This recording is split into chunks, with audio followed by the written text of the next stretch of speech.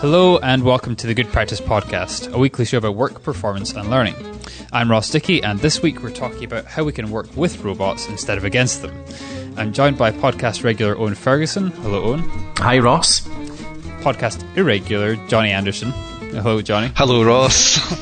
And guest Marcia O'Connor, who is a consultant, author and activist. Hello, Marcia. Hello. Hello. So you're also described on your website as a blank page systems architect, which I think clinches the prize for the best job title we've had on the podcast. Do you want to get started by just actually explaining what that means? Sure. I spend most of my time these days working with often large organizations who have made big blunders when it comes to how they treat their workforce and how they actually benefit from the changes all around them. And I help them fundamentally revise how they work with people and what they've done in the past.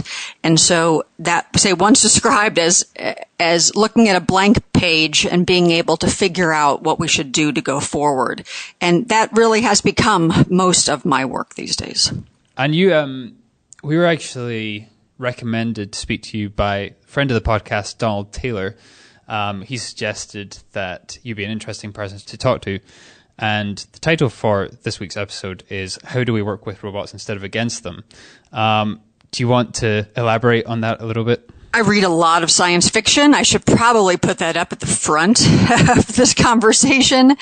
And I have learned, not only in those works do we see things that haven't yet evolved, but they also leave us with the fundamental assumption that we don't really know how much of life is going to play out. We're not nearly as good at predicting our future as we might think. And we spend, many of us, too much time reading business journals and not enough imagining what the future could hold. And so when in science fiction we see these dark dystopian days and these hopeful, romantic, optimistic, everybody is happy and doing their best work, that we are reminded that we really don't know how the future is going to work. And it really reminds me that the best we can do is understand ourselves, what humans are capable of, what they could be able to do, and be able to follow that thread instead of the building on our anxiety and our work as we have been doing as to what that future holds. Yes, I think the anxiety is something that a lot of people would recognize. Johnny, you were in the office last week, and I work on the content team in Good Practice, and the tech team have recently developed a bot which will basically make it easier for us to search our CMS and find our content.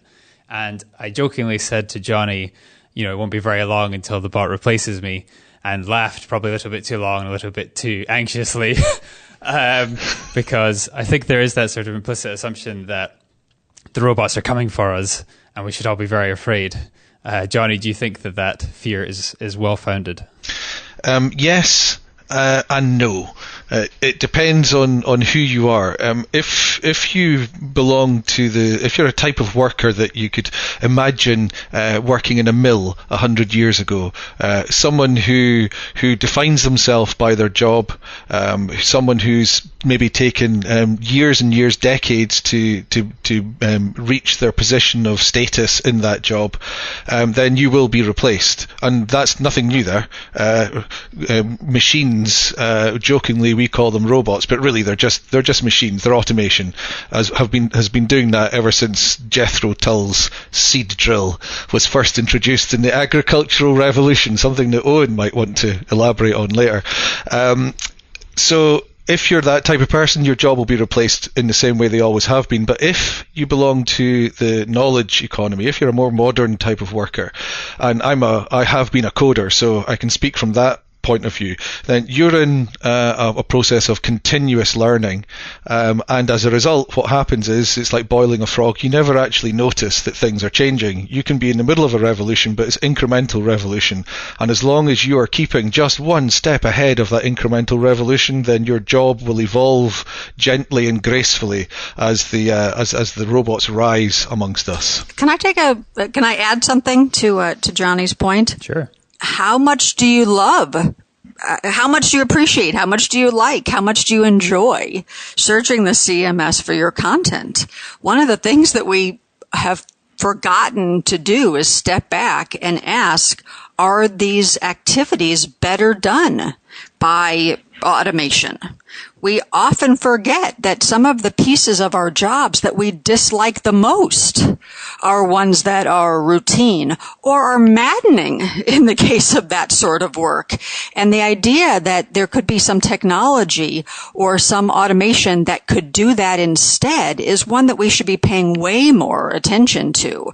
And so I completely concur that if you are paying attention and you are evolving along with the technology, there's hope not just for your job, but for your perceived value in the world.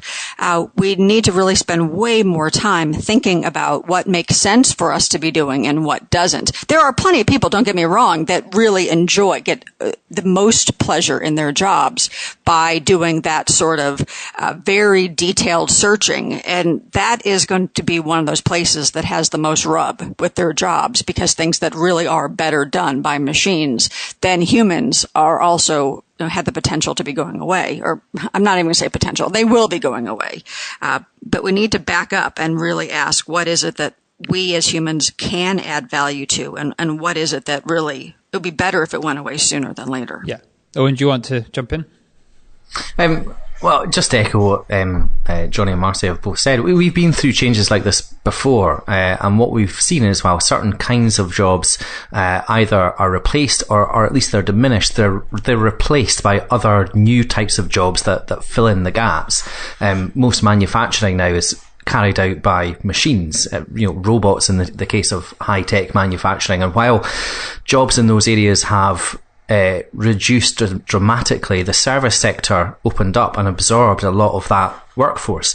The other thing that we say is there is a balance that is struck naturally by the economy between progress and having a population that's available to actually buy the new stuff and services.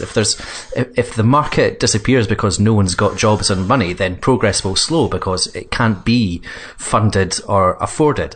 In terms of there's no need to hit the panic button. We will do what humans have been singularly brilliant at through our history. We will adapt. We've adapted to civilization impacting innovations before. I think the real question, both for people as individuals and also for people who are working in organizations, is how well we manage that transition. That's the piece that the change is going to happen, because we can't stop ourselves from developing, and implementing new ways of reducing or improving how work gets done. How do we manage the transition from, certain kinds of work to other kinds? Could I just add I'd like to strike a slightly more dystopian chord, if I may. Because I agree with what everyone's saying, but there is also, lest we forget, always collateral damage in these sorts of movements. I mean, there will be people, lots of people in fact, where the change happens too quickly for them, or they're simply not adaptable enough for whatever reason. It's not necessarily a matter of intelligence, it's a matter of luck, a matter of working for the right company. I mean, for example, if we think about the miners in Britain, the mines closed for very good adaptive reasons. You couldn't argue against it. However, the miners themselves, they didn't adapt, not very well anyway. But if you look at their children, you'll discover that they're all working in the service industries. Those are the ones that are working in the service industries, not the miners themselves. And the same with the farmers, and the same with a whole bunch of other groups of people that have found themselves automated out. Marcia, you seem to agree. I agree completely. I think there's a whole bunch of things we should be worried about that I'm often surprised are not part of the conversation. And some of those, as I say, depends on the personality type of those that are doing the worrying and the sort of work they like to do. One piece of the world of work that we often neglect, in fact, almost always, is that work today, especially knowledge work, is incredibly inefficient. I'm not somebody who's suggesting that the work world should be even more efficient. That is, in most cases, for people's days and lives, the most harrowing parts of their day. But we need to spend, not just as an L&D profession, but as the work world, we need to spend some time thinking about what is actually happening in those jobs. Even so, if we look at service work, if we look at course development, you could sort of pick any topic. There's a lot of research that supports more than 40% of the job is busy work, bureaucracy, dealing with administrivia, following standards and practices that were developed to keep somebody several years ago from doing something ridiculous. And can you imagine? Well, let me back up a little bit. If we fundamentally realize in our bones that people are not the most important assets of any organization, despite what most organizations say, and many don't actually, if we fundamentally accept that we're not the most significant, but yet our roles could be, some of the work we're doing could be replaced by millions of dollars worth of machinery, do you think there's any chance that automation will be given the leeway or encouraged to be continuing that administrivia or dealing with bureaucracy or holding meetings? Of course not. I think about, what if a TV show like The Office were done with robots? Something that would force us to think about how hilarious it is as to what actual work entails. And if that were actually done in a more sensible way, it would force all of us to rethink what the job really is. Too frequently, people in non-senior level positions don't feel like they have any say in raising their hand and saying, I know I finally mastered writing this weekly report, but it is a huge waste of time. Well, if we look at it from a larger point of view, those are the sorts of pieces that are not going to be done in the future because that data gathering is available in a far more efficient way. And it's our jobs to be thinking about what it is that we are doing to offer value and restructuring not only our own jobs, but be able to train, prepare, ready the people in the world of work to be able to do what is the work or what should be the work. Often questions that have been ignored completely. Yeah. I think it kind of depends as well on the perspective of the organization, because, the utopian idea is that machines will free us up from the sort of grunt work like searching a CMS or compiling data to create a report, and that it should allow us to focus on the job of actually doing the work and getting things done. But then it also takes an organization to see that as a positive thing and not just to think, well, this person used to do this thing, they're now not doing that thing, ergo they're doing less. So why should I be paying that person the same amount? Or do they need to develop new skills to sort of make up for that in a way? So I guess that's sort of where L&D comes in. Like, is L&D supposed to be preparing people to make up for the sort of the changing work they're going to be doing in organizations? I'm not sure if I articulated that very well, but do you get what I mean? I do. Yeah. Let me just add that yes and no. That if we can, if the people in readying jobs, or if they're in that to me is the fundamental work of L&D, is preparing and readying people for work that needs to be done. If from that vantage point, they can help advise, they can help coach, they can help train people to be able to live into the skills that are not easily reproducible. But candidly, the better the technology is going to get, many of those are going to be able to be, done away with as well. But they're able to help them look at what actually needs to be done. I'm still fundamentally a believer that is what we have lost sight of. And too often people in L&D roles don't believe they have any say in this at all. They're just following the organizational mantra that this is what we have to do. And so my bigger question is what allows that shift to happen where people can say these are people who are able to see something that perhaps people at a more micro level are not able to. And I think that is ultimately at the heart of some of what you're asking.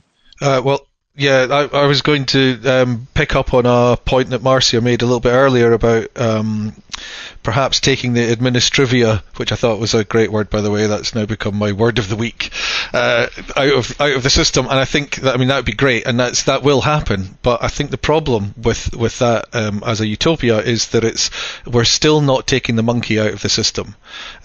We are still there somewhere, and you got to ask yourself, what are the attractors which create these bureaucracies? Because wherever you go, no matter how well intentioned you are, as soon as your company gets above a certain size, then it creates these bureaucracies, these morass for people to circle. And I think that all that's going to happen is, as long as you've got humans there, is you'll just go and recreate that in a different format. So our children will be complaining about bureaucracy just as much as we will. It's just they'll be complaining in a virtual reality world or some such thing.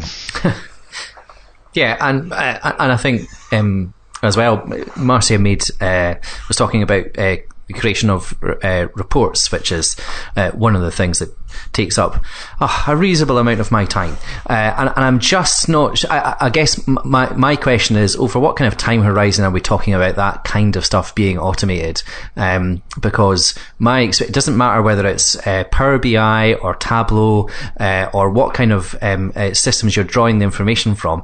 In order to automate a report, it takes an awful lot of work, because those systems are not easy to work with. I mean, even when you've got someone who is an expert in it takes them amount of time, and thereby you've already created another job for someone to set up the automation of those things in the first place. They're not going to be automated; they're just going to disappear. Because I think Marcia's point was that stuff like reports and busywork, they're all about feeding the fear machine. They're all about because your bosses are frightened. They're frightened that they're going to overspend. They're frightened that their guesswork on next year's budget might turn out to be chaotically imprecise. They're frightened that people are going to be cheating them on their hours, whatever it might be, if they don't have, micro control. It's fear. It's all about fear. You write these reports in order to assuage those fears. Well, AIs don't have those fears, so you don't need to write those reports. But your boss will still be there. He'll just have different fears, and no doubt, therefore, you'll have different reports to write. Bravo. Yes, you did capture that. I've spent a good portion of the last several years of my life talking with organizations about collaboration and social learning. And it's in those particular spaces that I have to laugh sometimes, because some of those needs that have been created, that those tools that tools that are used for those sorts of activities have been created for, are really the ones I think that are going to go away the quickest. Because so much of collaboration, so much of our time sitting in meetings is done for exactly the reasons that Johnny just articulated. It's done to make sure that one person who gripes every single time that they were not informed of this decision being made. And so we get together so that we can let everybody know everything that needs to be shared. And in large part, if you have access to that information on a real-time basis, or more importantly, you're focused on something that doesn't require that this whole notion that we're going to become more human and become more collaborative and spend more time working with each other, I think is ridiculous. It's not that I don't think that those are infinitely human skills that should be spent, but they aren't going to be done necessarily in the world of work. And the collaboration and the innovation that comes out of that diversity and collaboration are going to be done for very different reasons and from very different vantage points. And I hope that there is a separating to some extent of intermixing. Oh, I feel alone in my life, and therefore I'm going to find more opportunities to spend more time with people at work. Instead, that we are able to tease some of those things out and actually get the work done, and not think about those as being the times that we are spending with other people being so human. Yeah, I guess my thoughts on that are, in order for that to happen, some systemic changes need to happen at a much higher level. So for all the dismissal of the pettifogging reports, it is a regulatory requirement for a PLC to publish its accounts. So those reports have to happen. And right from that very point, all the pressures that then result in the bureaucracy happen. So in order for that stuff to not happen, some government somewhere would have to turn around and say, we don't care about that. It's up for you shareholders to decide that you are happy enough not to get information that you're squealing for. So therefore, we need to welcome our AI overlords as the rulers of our society. Benign, let's hope. And they can dispense with the regulatory requirements. Yeah, I'm up for that. I think yeah, I agree. I think that brings up the question that was asked earlier, which is what sort of time frame are we looking at? And so some of this, we're intermixing the notion of short-term changes and longer-term changes. But even if we look at an event horizon, let's say 5 years or 10 years or 20 years, that we're really addressing changes that will happen in each of those or different time frames. And so some of these appear to me to be the inevitable conclusions versus what we're going to see next. And for me, what we're going to see next is people panicking, worried, fearful, concerned, and what we can do to assuage some of that, because I don't think the anxiety is as helpful. The cortisol hits that we're getting in our brains as a result of spending all that time worrying is nearly as useful as being able to tease out what we really are good at versus what we've mastered. And those are often two very, very different things, and what is necessary. So yes, the reports that are often given, the conclusions that are often shared are done because that they are expected or they're demanded by somebody else. The question becomes is what would be a better way to address that true concern than the somewhat ridiculous ways that they're being addressed today, because that seems to be the only way or the easiest way or in some cases the most time-consuming way to get that answer provided. I think also we've got to, I think we're being maybe again a little bit too optimistic or rational, that's the right word, because another function of bureaucracy is to give jobs to people who otherwise wouldn't necessarily have a job at that level. It's work that fills up people's lives, and if you have AIs that come along and make things easier, then it may well be that we end up with more bureaucracy because we've got more time to fill up with nonsense whilst demonstrating that we're actually doing something. I agree. I think that's a very real concern. And so this is the perfect time to show that you really are horrible at dealing with bureaucracy. I demonstrate that every day, Marcia. I mean, it does seem that the natural sort of direction of this conversation is that it is just human nature to create busy work and administration and bureaucracy. And so really what we're pushing for is just that the robots take over. Yeah, well, it will having automation and machine intelligence brought into the workplace in a much more invasive way will make changes. But one of the things that I've been convinced of in recent years is that bureaucracies emerge naturally from human systems. So a paper that I've referenced before, but it explored the growth of Wikipedia over time. It did a social network analysis looking at Wikipedia, which is held up as one of the most egalitarian type of projects. People freely invest their time in creating something for the greater good of humankind with nothing to come out of it. And what they found is over time what emerged was a bureaucracy with silos and specialisms and jobs.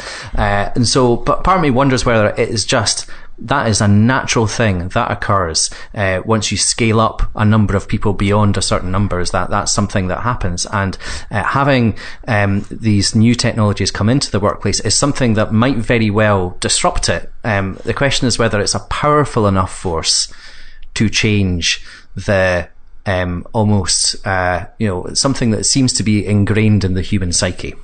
Well, if we look at the notion of efficiency, that is where people argue when they get in the organization goes from it's about 50 people to about 51 people that we start seeing that change, and we start the organizations start putting systems in place that become bureaucratic in nature.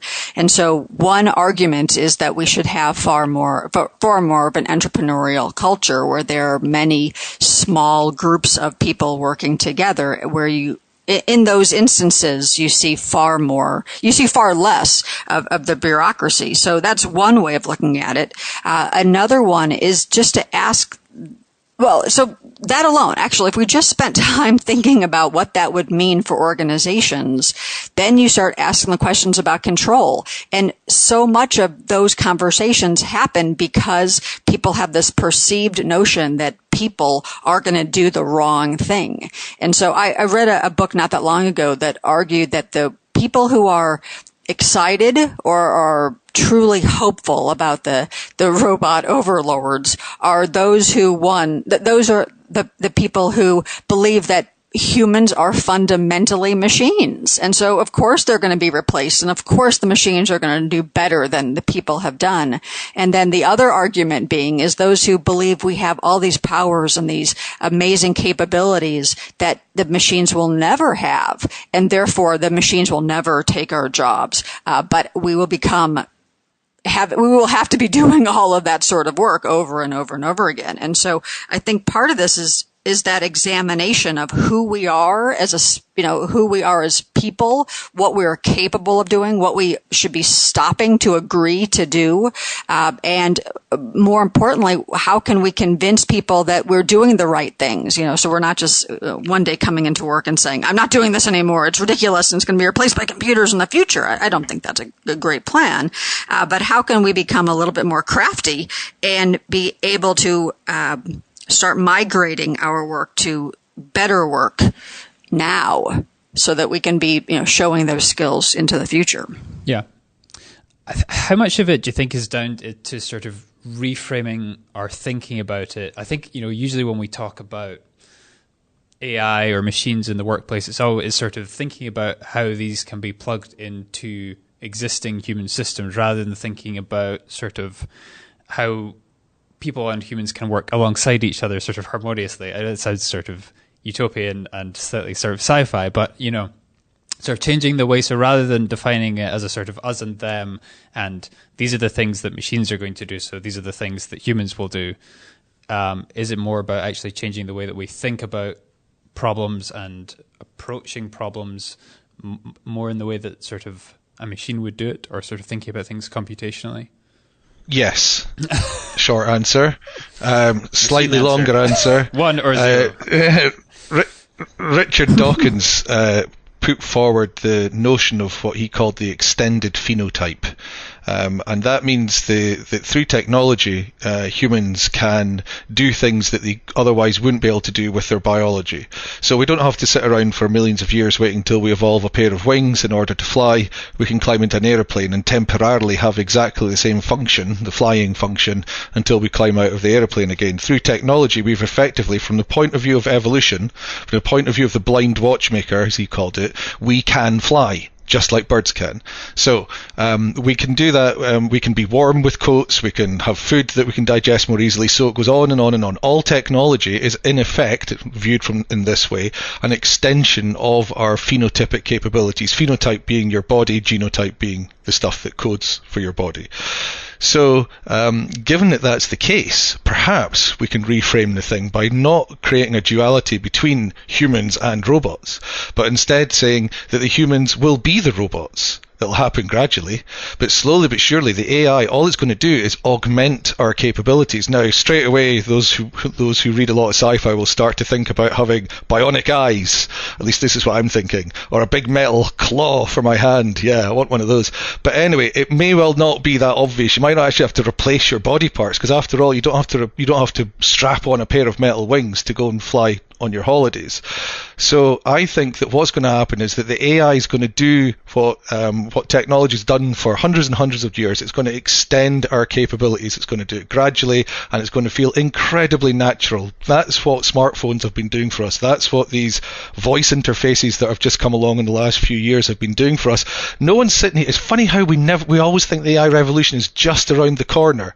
And yet, if you could have described to me what we can do now with a smartphone 20 years ago, I would have said, you're in it. You've already done it, mate. This is AI. You know, people go, it's not really. It's just a phone. That's not AI. You know. So anyway, yeah, extended phenotype. Completely agree. The word that I keep coming back to is augment. So augmenting our capacity. And Doug Engelbart was writing about this in the 50s. He was talking about how the mouse, which he is considered the father of, or the graphical user interface, that they were augmenting what people were capable of doing. I overheard a conversation not that long ago by a young friend of mine who was arguing that her parents, in this particular instance, were so opposed to the idea of getting hearing aids, and how they felt like that was a sign that they were getting old, or that they had some issue that they didn't want to admit to. And she said, young people today are the absolute opposite. Give me the hearing aid. Give me, the ability to hear better. Give me the ability to see further. I want that as quickly as I possibly can. And so some of this is going to be just the changing of the guard of generations of their comfort level with some of these augmented technologies that allow us to do more of what we've been wanting to do all along, that we too often forget. So I love the point of with those cell phones, we're able to do these things today. I can't wait for the comfort level of all of us to be so that we see these as extensions, augmentations of our capabilities. And I think that's an important point to recognize, that, depending on how old you are, you've probably already lived through at least one technology revolution. So I'm thinking about how the PC has no one thinks it's remarkable that we're all sitting here connected to the internet, chatting over video conferencing, and I'm recording a podcast that will be beamed, we will send up and will be downloaded by 1,000 people by in 4 weeks' time. And we have lived through that experience, and certain people's jobs have gone. So, for example, spreadsheets have replaced an entire category of job of people whose job it was to calculate stuff for finance, and those jobs were simply either those people reskilled and they took on some other aspect of accountancy, or they found some other job. And Johnny mentions that there will be collateral damage, but it's part and parcel. It's a natural part of the evolution of the economy that this happens. And so part of me wonders to what extent people need to be worried about what will happen in 10 or 15 years' time, rather than look at what is obviously coming down the track right now and thinking, what's the best action that I can take right now, both either for my business or for myself personally, to make sure that I have valuable skills for the future. Learn how to code. Specifically, learn how to code AI algorithms. And then you can put a wee back door and if name equals Johnny Anderson, then do not kill. There you go. I don't know. I guess this is probably plays into now the L&D role, because I actually think that the sort of job that we're involved in, L&D, is probably going to get more and more important over the next decade or so, because people are going to need to reskill on a continuous basis. Like I mentioned earlier, this is something that coders have been doing since the advent of the internet. Not always. When I first started coding, you could in fact become a subject matter expert, climb up to the top of that pile, and then stay there for years. You could be really good at a particular language for years. That stopped with the advent of the internet and the huge seismic changes, and it meant that you had to go into into a world of continuous learning. You were basically like you were at university all the time. And I think that once you get over that as a shock, and you realise that this is just something you have to deal with, then it's fun, actually, trying to keep ahead of the curve. And I think that that's what people are going to have to do across the board. And hey, look, we're in the position where we're going to be delivering just that type of thing, so bully for us. I'm all right, Jack. Yeah. So learn to code or get a job for an L&D company. That's my advice. I can do both, so. And I think that's probably a good point to move on to what I read this week. Owen, would you like to get us started? Sure thing. There is a paper that was published in Nature Human Behaviour a couple of weeks back, and the researchers were examining studies into the association between digital technologies and teenage well-being. And I'm pretty sure that most people can recall panicky headlines about the terrible impact that screen time is having on young people. What they found was that there was a statistically significant negative correlation between technology use and the well-being of teenagers, but that correlation was the effect was absolutely tiny. What they said was they explained at most 0.4% of the variation in teenage well-being. Other things that they found to have a similar size of effect on teenage well-being would include eating potatoes.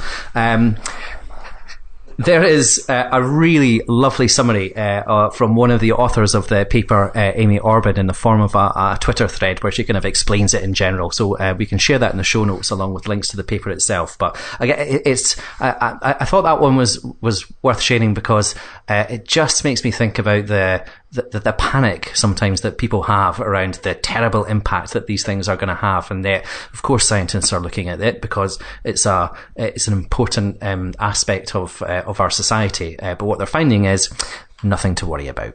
Well, I think that plays perfectly into our topic for today, because if we think about the teenagers as being those who are going to be working with our robot overlords, then we want them to have as good of mental health as humanly possible. I will say that what I learned this week is somewhat along those same lines, though you may not think about it that way. And that is, I'm a parent of a 14-year-old. And when you all asked me to be on this podcast, it so happened that the space that I was going to be speaking in became very, very noisy. And my son overheard my concerns about this, and he offered his gaming headset with built-in microphone. And this headset is somewhat of a sore subject in our house, because every time somebody asks him something and he doesn't reply back immediately, it's blamed on that headset. Oh, it must be that, he can't hear us, and that's what's happening. But what I learned that was so vital to me this week is that he has peace of mind because he has silence. It could be that a lot of that time he's listening to somebody else far away or close by, and he really has developed amazing communication skills as a result of the online games and collaboration and work he does online. We've all been impressed by that. But I know that a lot of times he's not on the other end with somebody else, and he just has this beautiful peace, this quiet that comes from having these big old headsets on his head.